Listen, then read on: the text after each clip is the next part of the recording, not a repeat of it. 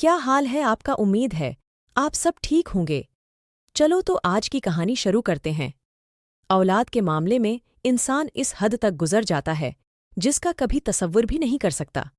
میں لاہور میں رہائش پذیر تھی۔ میں اپنی شادی کے وقت بے حد خوش تھی کیونکہ یہ شادی میری پسند کے مطابق ہو رہی تھی۔ میرے ماں باپ اس شادی کے بے حد خلاف تھے۔ میری ماں میرے آگے روئی بھی تھی۔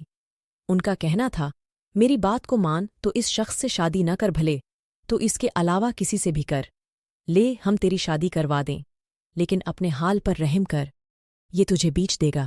لیکن اس وقت میری آنکھوں پر محبت کی پٹی بندھی ہوئی تھی۔ مجھے صرف اور صرف میری ماں ہی غلط لگ رہی تھی۔ میں اتنی بد لحاظ ہو گئی تھی کہ میں بات کرنے کی تمیز نیک بھول چکی تھی۔ میں یک دم ہی ڈھاڑی آپ، یہ آپ کے شوہر میرے معاملے میں بولنے والے کوئی نہیں ہوتے۔ میں اپنا اچھا برا جانتی ہوں۔ میں 20 سال کی ایک بالغ لڑکی ہوں۔ کہتے ہیں ناجب انسان اندھے کنوے میں کود رہا ہوتا ہے تو کوئی بھی شخص اسے کیوں نہ روک لے، وہ نہیں روکتا۔ ایسا ہی حال میرا تھا۔ میری شادی میرے ماں باپ نے میری ضد کے آگے ہارتے ہوئے سادگی سے کر دی تھی۔ 2 جوڑے کے ساتھ مجھے میرے ماں باپ نے گھر سے ہی رخصت کر دیا تھا۔ مجھے کوئی غرض نہیں تھی۔ میں بہت خوش تھی کیونکہ مجھے میرا من پسند ہمسفر مل گیا تھا۔ گاڑی اپنی منزل کو رواں دواں تھی۔ آگے ہی میرے ساس سسر اور پیچھے میرے شوہر میرے بغل میں بیٹھے ہوئے تھے۔ ان کا ہاتھ دھیرے دھیرے میری ران پر گردش کر رہا تھا۔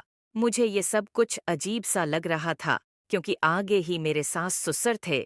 میں نے اپنے شوہر کے ہاتھ پر اپنا ہاتھ رکھا اور انہیں یہ عمل کرنے کے لیے منع کیا، لیکن میں نہیں جانتی تھی ان کا رد عمل میری اس حرکت سے اتنا زیادہ خراب ہوگا۔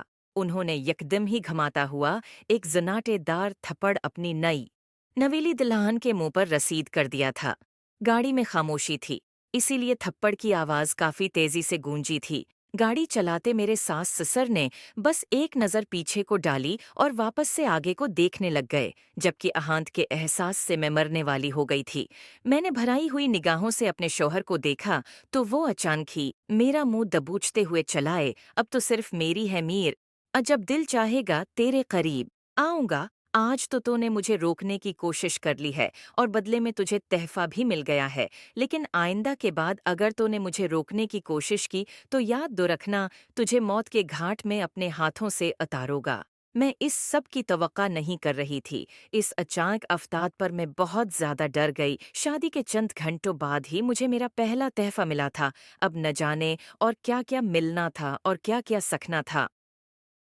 مجھے چاند گھنٹوں کے اندر ہی علم ہو گیا تھا۔ ہاں تو پیارے دوستوں، اگر آپ اس کہانی کو مزید سننا چاہتے ہیں تو میرے چینل کو سبسکرائب کر دینا اور کامنٹس ضرور کریں۔